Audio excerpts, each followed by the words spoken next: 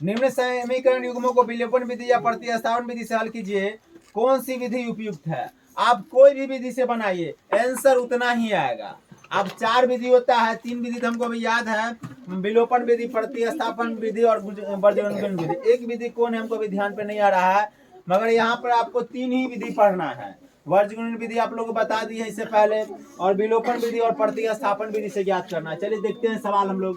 3.प्रश्नावली 3.4, प्रश्नावली 3.4।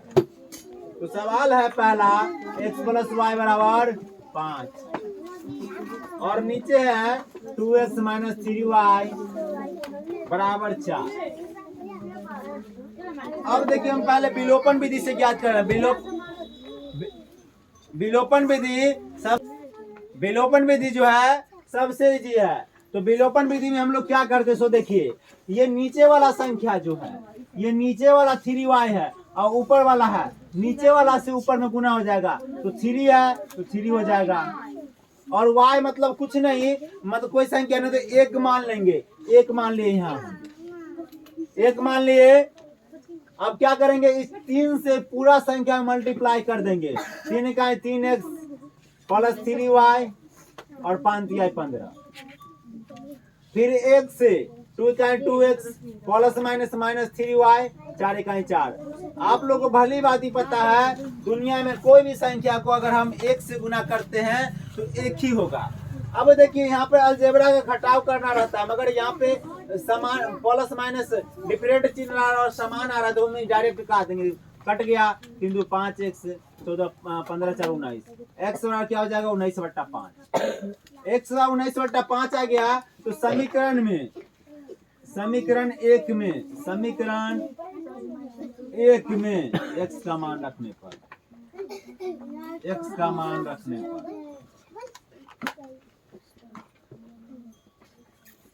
समीकरण 1 में x का मान रखने पर, तो समीकरण 1 क्या है, x + y = 5। x का मान कितना निकाले हैं जी, 19/5। तो 19/5 + y = 5, y 5 बराबर की साइड -19/5। अब यहाँ पे हम भिन्न के घटाव कर लेंगे। 1 और 5 को लघुत्तम करेंगे तो 5। भिन्न के घटाव वाला भी देखेगा, जिसको भिन्न के घटाव नहीं आता है। 1 से 5 में भाग देंगे, 5 का 5 और 5 से गुना कर दे, 5 25। और 5 में 5 से डिवाइड किए, कितना हो जाएगा, 1 हो जाएगा जी। 19 से गुना किए 19। तो y बराबर 25 में से 6 गया, 25 है और 19 प्लस 19 और -19, 15 में से 9 गया 6।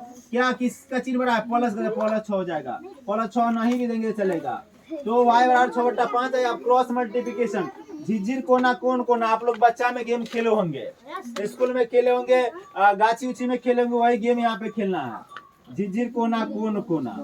तो इससे गुना हो जाएगा, 5y = 6। y बराबर क्या हो जाएगा, 6/5। y बराबर क्या हो जाएगा, 6/5।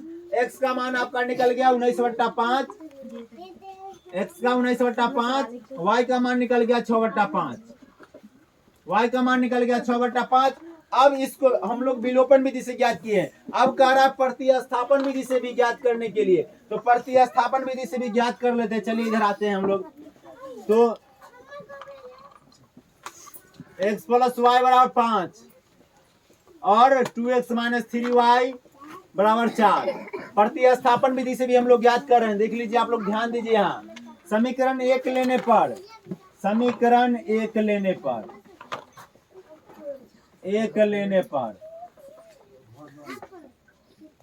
1 क्या है जी मेरा, ये है 1 और समीकरण 2 ये है। तो समीकरण में 1 लेते हैं। समीकरण 1 लेने पर x + y = 5, x बार क्या हो जाएगा, 5 - y। समीकरण 1। तो समीकरण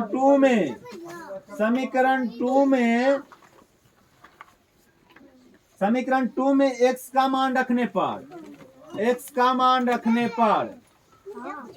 समीकरण 2 में x का मान रखने पर, तो समीकरण 2 क्या है जी, 2x - 3y = 4।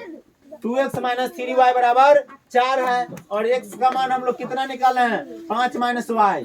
तो 2x के जगह 5 - y - 3y = 4। तो 5 दूनी 10 plus minus 2y minus 3y बराबर 4। तो 10 3 दो 5 माइनस 5y बराबर 4। तो माइनस 5y 4 में से बराबर की इस साइड लाएंगे तो क्या हो जाएगा, प्लस है तो माइनस हो जाएगा, माइनस 10 हो जाएगा। बराबर की यही साइड है 4, अगर बराबर की इस साइड 4 को भी लाते तो माइनस होता, मगर बराबर अपने ही घर में है तो 4 के 4 होगा। माइनस 5y 10 में से 4 गया माइनस 6 कट गया, y बराबर 6/5। y बराबर 6/5। देखिए y बराबर 6/5 यहाँ भी आया था, y बराबर 6/5 यहाँ भी आया। आप जो विधि से भी ज्ञात कीजिएगा उतना ही आंसर आएगा। y बराबर 6/5 आ गया। अब देखिए x का मान हमको निकालना पड़ेगा, x का मान निकालना पड़ेगा। x बराबर क्या है, 5 घटे y, 5 घटे y। तो x का मान x बराबर 5 और y का मान हम लोग कितना निकाले हैं, 6/5। तो 6/5 यहाँ पर देंगे, घटाव कर देंगे यहाँ पे, 5 का 5 5 25 माइनस 6, x बराबर 19/5। 25 में 6 गया 19/5। देख लीजिए दोनों का आंसर सेम आया कि नहीं आया। आप कोई भी विधि से बनाइए, 19/5 और y बराबर 6/5। ये कहा नहीं जाता है क्या कहता है, तरबूजा छुरी पर गिरे या छुरी तरबूजा पे गिरा कटना पड़ेगा तरबूजे को। उसी प्रकार किसी भी विधि से आप बनाइएगा आंसर उतना ही आएगा। एक बार फिर से बढ़िया तरह समझ लीजिए। सवाल है, निम्न समीकरण युग्मों को विलोपन तथा प्रतिस्थापन विधि से ज्ञात कीजिए, कौन सी विधि उपयुक्त है। तो आप लोग कौन सा विधि उपयुक्त लगा, हमको तो अच्छा लग रहा है विलोपन विधि। आप लोग कौन सा अच्छा लग रहा है, आप लोग कमेंट करके बताइएगा। विलोपन विधि सबसे बढ़िया विलोपन विधि है।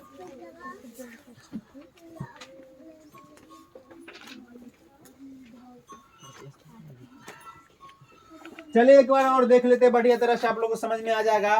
किसी को शिकायत नहीं रहेगा। फिर से एक बार समझ लीजिए, x + y